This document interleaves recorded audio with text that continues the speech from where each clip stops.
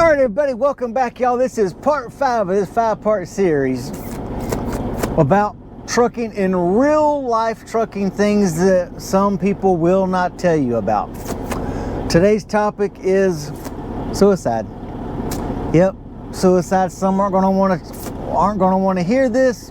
Some aren't going to want to believe it, but it is what it is, y'all. Stay tuned.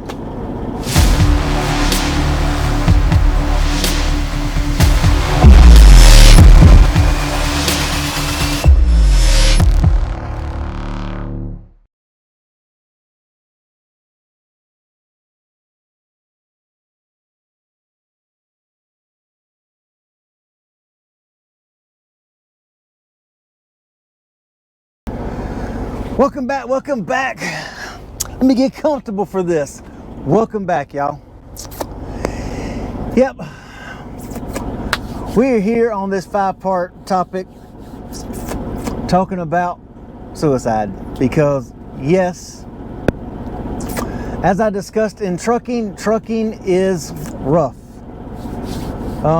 Starting out, it can really be overwhelming. As we discussed in part 1 of this 5-part series, the money problems when you first start out trucking, you don't have any experience, so you can't really get a good job. So now you've got money problems. Well, now you being gone all the time because you have to get that 1 to 2 years over the road before you can even try to get a local job, paying your dues, as they say. Well, now you've got, if you happen to have infidelity issues in your relationship or marriage, well, if you have children, now you have resentment from your kids, and there's problem because you're never home for your kids. Your kids don't understand why you can't be there for all their school events, dance recitals, everything else, because you're out trying to make a living for the family. Well, then all that just compounds, leading to depression, and then the more weight you have on all that thing, the more it just keeps on compounding. It will drive some people to a point to where they will want to,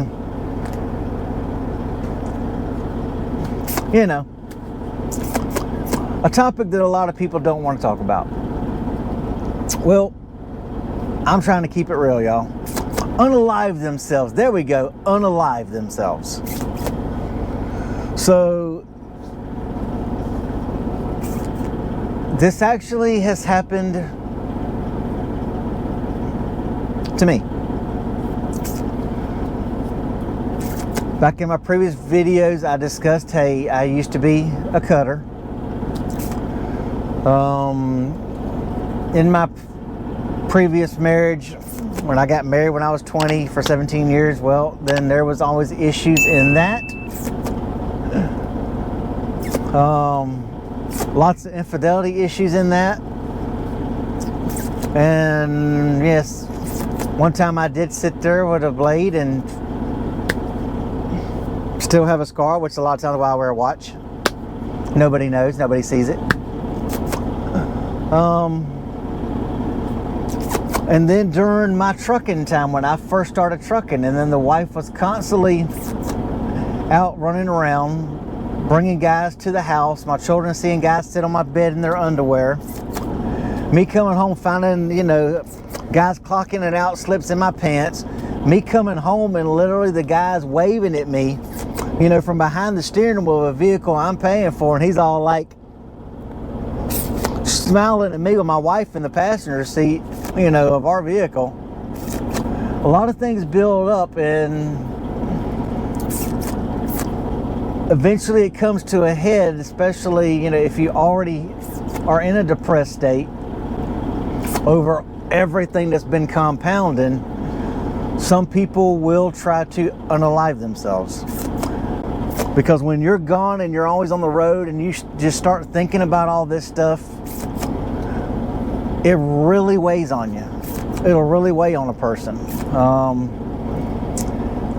And I actually did take a whole boatload of hydrocodone because I had pills for my back. Sleeping pills and alcohol. Only thing I did was sleep for 4 hours. comatose for 4 hours, pretty much, to a point so bad that my daughters actually called their mother and like, you need to come home. There's something wrong with Dad. Well, I'm going to say it point blank and very bluntly. My ex-wife said, I don't care, let the motherfucker die. Those were her quote words according to my children, let the motherfucker die. Yeah, I cussed, but I want you to get the gist of how some people can react and how bad, if that's the phrase that you get from your supposedly wife to the kids, that can help explain how you can be in that mindset, because this is how your wife is treating you.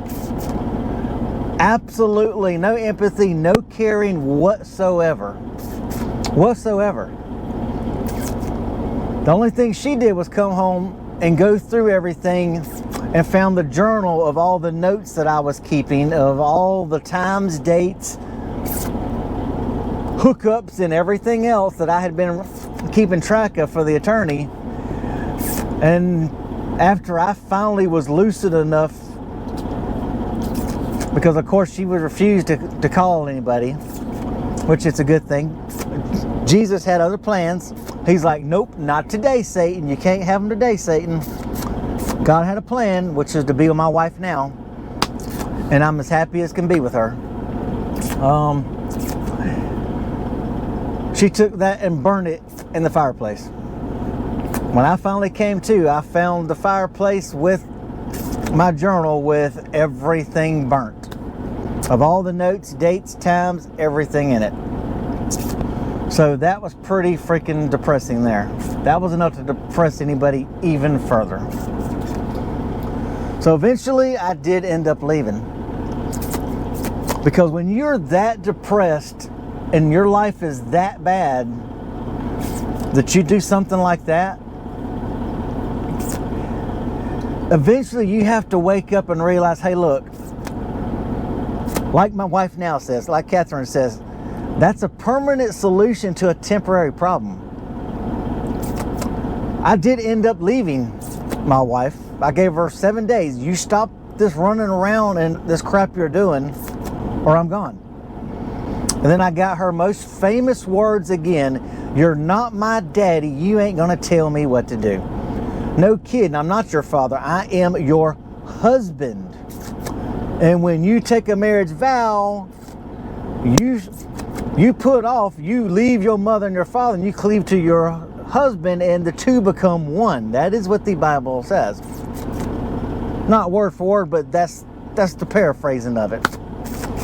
The two become one. So I am elevated more than your daddy. You're right, I'm not your father. But when I don't think it's a bad request to tell you, stop running around letting other people, other men stick their, where it don't belong. I don't think that's too much to ask of a husband. So, but that's a temporary situation. You can always get out of that. And I finally did. After 17 years, I finally got out of that. But if you're already in a bad headspace, trucking is not for you. I probably shouldn't have started trucking right then, because I was already in a bad headspace. Thank God I'm in a great headspace now. Nothing's to worry about. But when you're gone and you're truck driving, you're always thinking, anytime something bad like that happens, that dwells in your mind. Because as a truck driver, like I say, when you're gone, all you have is time on your hands. You don't really have a big interaction of people, because you're basically in your truck, basically 22, 23 hours a day, you're in the truck by yourself, if you're an over-the-road driver. So, all this compounds to look, don't ever get to that point. If you ever get to that point, talk to somebody. Call the suicide hotline, 1-800, whatever. I'll try to put that number up here. Call the number, talk to someone, talk to a very close friend. speak to somebody before it gets to that point. You shouldn't ever feel like you're at that point.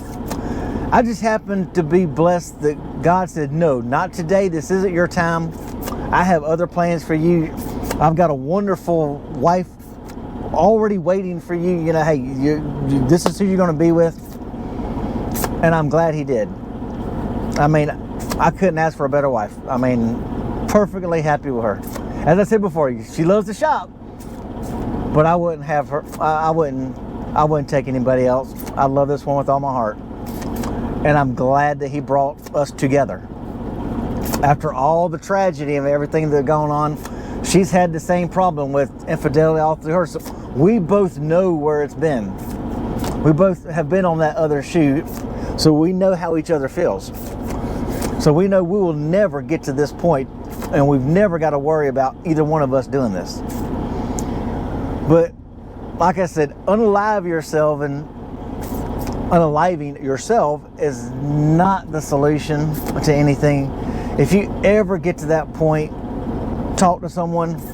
And I know, being a truck driver and you've got issues at home, those thoughts are always playing in yourself. You get to a point to where you've got money problems, you've got kid problems, you've got spouse problems. You know, you're just at wit's end, like, what? How do I end this? How do I get out of this situation?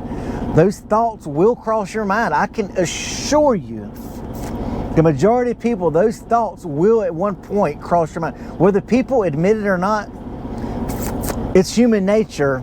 Those thoughts, the devil will get in your head, and those thoughts of unaliving yourself will come into your mind. Do not let them thoughts overpower and take you. Don't ever let that happen. Please don't let that happen, y'all. Like I say, this whole segment was about the realities of trucking. Things that people should know about before they get in. Like I say, this whole series, it happens to truckers that are already in trucking, but we want you people who haven't got into trucking yet, I want you to be fully aware of all the things that can come into play if you go down this path and you decide to be a over-the-road truck driver. I want you to understand all the money issues, the family problems, the thoughts in your own head problems. There's a lot of problems that come in. The lack of sleep, you know, sleepless nights. You know, you shut down, and now your brain can't shut up. Especially if you're like me, you're ADHD. I can't. My brain doesn't shut up. The hamster gets on the wheel of my head, and he spins for hours before I can go to sleep. But those thoughts, if you're already having all these problems at home, they can really dwell up in you. And sometimes that unalived thought will creep in that head if you've got so many problems compounded after time, problem after problem after problem. And sometimes you'll get to that point where you say, so I want all you new guys to really see this point. Think about that. Talk with your spouse or significant other and say, look, if I start driving, are we going to have these problems? If these problems do come up, can we overcome these problems? Have that serious discussion before you make that jump into truck driving. I'm not trying to discourage anybody into becoming a truck driver. Truck driving used to pay a lot more. We used to be able to really provide well for your family, but these last several, it's not so easy right now. But back in the day, trucking was a great life. Home time sucked for us truck drivers, but our family lived very comfortably. We could provide for our family very comfortably as truck drivers. So that's why a lot of people do it. So have that discussion with your family, y'all. Sit down and think, you know, if you've got kids or a wife and you're thinking about getting a truck driving, really have that honest conversation. Let's say, can you be faithful? If I'm gone, can you be faithful? Okay, when we first get started, we're going to have money problems if we don't have money saved up. How are we going to overcome this? Well, I don't want it to get to a point to where it's stressing and now there's all kinds of things. Have all these serious conversations. Talk with your kids. Hey, look, if I'm gone, I'm not going to be able to be there for some of your sporting events, recitals, and things like that. Are you going to be okay with that? have these conversations beforehand before you get into the situation that a lot of us have already gotten into and have absolutely ruined our relationships with our family, our spouses, our children. Have those conversations before you ruin a good thing, because some marriages are absolutely fine, but then they get in trucking, and then the separation, they can't handle the separation. They end up splitting up over the separation. But they were perfectly fine for 10, 15 years until truck driving, and now they're apart and they can't handle being apart. So have these honest conversations, y'all. Anyway, y'all, I just thought I'd put this series out about trucking. Hopefully y'all don't see me in a negative light, because I shared real stories, real events that have happened in my life that have caused me to be where I'm at, to think the way I think, to feel the way I feel. These are some of the things in my past, so now y'all know a little bit more about me. Still don't know the full details, but you know a little bit more about me. So anyway, y'all, if you know anybody who could benefit from these videos, please feel free to share them, y'all. Share them, like the videos, subscribe to the channel, and we will catch y'all in the next video, y'all. Peace out. Even when you feel low, you can still go. Even when you feel slow, you can still go. Even when there's no hope, you can still go. I never answer to no, man, I still go. Go, go, go, go, go, go.